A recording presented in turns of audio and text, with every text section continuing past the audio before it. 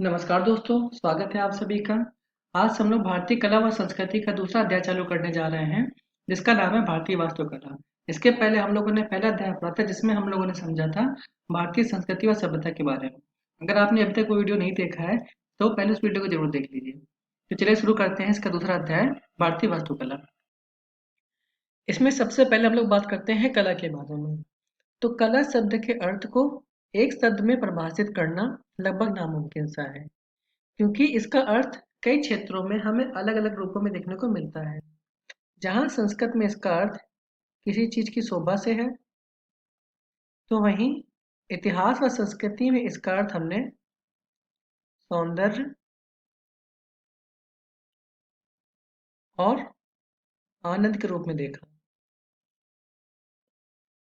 तो वहीं प्राचीन भारत में कला के अर्थ को हम लोग भाषा व साहित्य के रूप में देखा। तो इस प्रकार से कला का अर्थ कई क्षेत्रों में हमें अलग अलग रूपों में देखने को मिल जाता है। इसकी उत्पत्ति संस्कृत के कल शब्द से हुई है, जिसका अर्थ होता है सांख्यान। और सांख्यान का मतलब होता है स्पष्ट वाणी में प्रकट करना।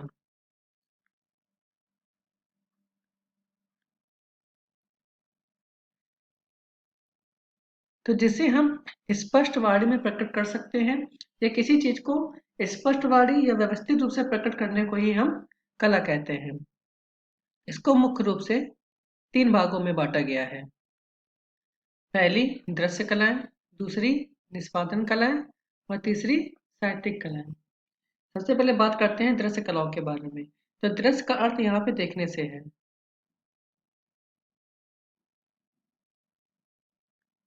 तो कला का वह रूप जिसमें देखने का गुण होता है, उन सब कलाओं को हम दृश्य कला के अंतर्गत रख सकते हैं। जैसे हमारी चित्रकला, या फिर मूर्ति कला, या फिर हम कहें तो वास्तुकला।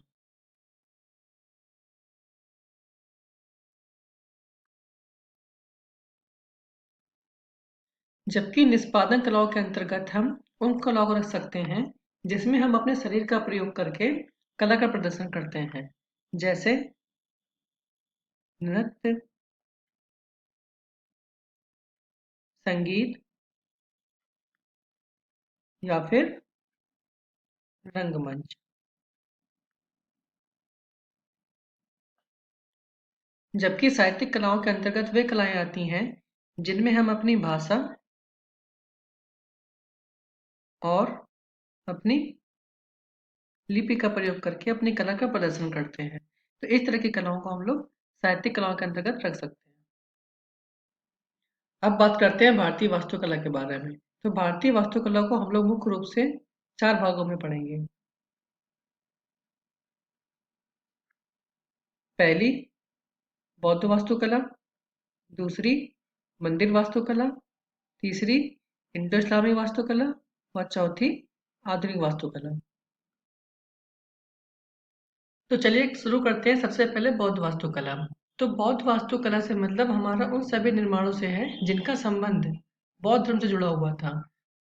तो इस तरह के जितने भी निर्माण किए गए थे, उन सभी निर्माणों को हम बौद्ध वास्तुकला के अंतर्गत रखते हैं।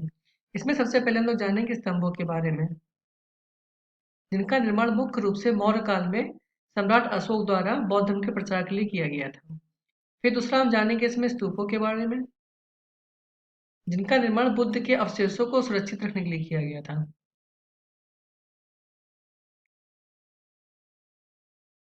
फिर हम जानेंगे बौद्ध धर्म से जुड़ी गुफाओं के बारे में, और सबसे आखिर में हम पढ़ेंगे बौद्ध धर्म से जुड़े चैत्य या विहार के बारे में, जिनका निर्माण बौद्ध भिक्षुओं के लिए आश्रय और प्रार्थना के लिए बनाए गए स्थानों से है। तो चलिए अब बात करते हैं स्तंभों के बारे में। तो स्तंभों के निर्माण का जन्मदाता अशोक को माना जाता है। कहा जाता है कि अशोक ने अपने 3 साल के अंदर लगभग 84,000 स्तंभों का निर्माण करवाया था। और ये स्तंभ न केवल भारत में बल्कि बहुत सारे पश्चिमी देशों में भी करवाया था। तो आइए जानते हैं आखिर इस स्तंभों का निर्माण करवाने का अशोक का मुख्य उद्देश्य क्या था। तो जैसा कि आपको याद होगा कि कलिंग युद्ध के बाद सम्राट अशोक ने बौद्ध विद्वान श्रीगुप्त से दीक्षा लेकर बौद्ध धर्म अपना लिया था। और उसके बाद से ही सम्राट अशोक बौद्ध धर्म के उपासक बन गए थे। और उसके बाद से ही अशोक ने बौद्ध धर्म के प्रचार के लिए बहुत सारे काम किए, जिसमें से उसका एक काम स्तंभों का निर्माण करवाना था। इन स्तंभों पर अशोक ने ब्राह्मी और खरोष्ठी लिपि में गौतम बुद्ध से जुड़ी बातें व उनकी शिक्षाओं के अभिलेख लिखवाए हुए थे। तो इस प्रकार से स्तंभों के निर्माण करवाने का मुख्य उद्देश्य बौद्ध धर्म का प्रचार करना था।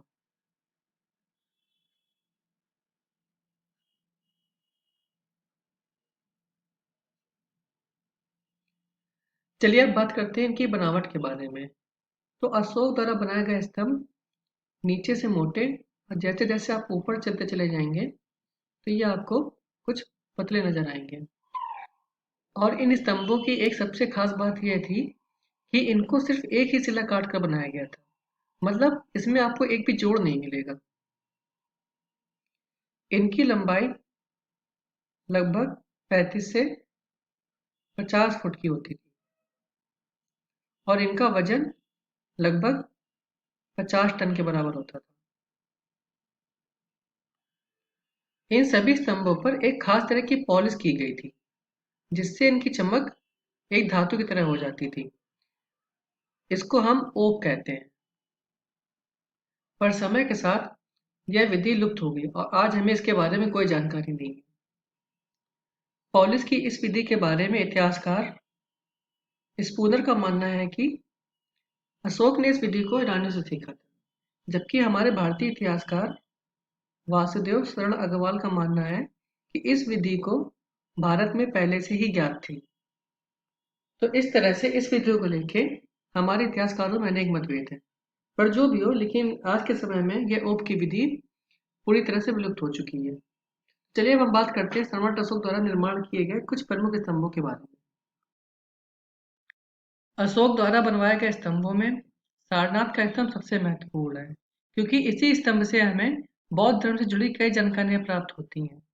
अशोक ने इस स्तंभ को सारनाथ में इसलिए बनवाया था क्योंकि यहीं से गौतम बुद्ध ने अपना प्रथम उपदेश दिया था, जिसे हम धर्म चक्र प्रवर्तन कहते हैं। इसके ऊपर बना हुआ ये चक्र, जिसे हम अशोक चक्र या धर्म चक्र कहते हैं, जिसे हमारे भारतीय तिरंगे में भी शामिल किया गया है, इसी बात को दर्शाता है। यहीं से गौतम बुद्ध ने अपने शिष्यों को उपदेश देने के बाद उनको चारों दिशाओं में भेजकर लोक कल्याण का आदेश दिया था। इस पर चारों दिशाओं में बने हुए दहाड़ते हुए सिंह इसी बात का प्रतीक है। इसी स्तंभ पर मुंडकोपनिषद का सूत्र सत्यमेव जयते, जिसका अर्थ होता है सत्य की ही जीत होती है, देवनागरी लिपि में लिखा हुआ है। इस प्रकार से अशोक द्वारा बनवाया गया सारनाथ का स्तंभ गौतम बुद्ध की धर्म चक्र प्रवर्तन की पूरी घटना को दर्शाता है। सारनाथ के स्तंभ के अलावा अशोक द्वारा भारत में कुछ और स्तंभ बनवाए गए थे, जिसमें से कुछ प्रमुख स्तंभों के बारे में हम जानेंगे। जिसमें सबसे पहला है लौरिया नंदगढ़ का स्तंभ। इस स्तंभ को अब तक खोजे गए सभी स्तंभों में सबसे सुंदर माना गया है। वहीं दूसरा है रामपुर का स्तंभ। ये स्तंभ लौरिया नंदगढ़ के पास ही स्थित है। इस स्तंभ पर धर्म से जुड़ी शिक्षाओं को अंकित किया गया है। इसके बाद है दिल्ली का टोपरा स्तंभ, जिसे हम फिरोज शाह की लाट नाम से भी जानते हैं। यह स्तंभ पहले दिल्ली से 90 मील दूर अंबाला जिले में यमुना नदी के किनारे स्थित था, वहां पे टोपरा में। और फिरोज शाह तुगलक द्वारा इसे दिल्ली लाया गया और अब यह दिल्ली में दरवाजे पर फिरोज शाह कोटला के नाम से प्रसिद्ध है। इसके बाद है दिल्ली में मेरठ स्तंभ। इसे भी फिरोज शाह तुगलक द्वारा मेरठ से दिल्ली लाया गया और जब बादशाह फरुखसियर था, तो उसके बारूद खाने में आग जाने की वजह से ये स्तंभ था वो गिरकर ध्वस्त हो गया था, लेकिन बाद में इसको दोबारा से बनवाया गया।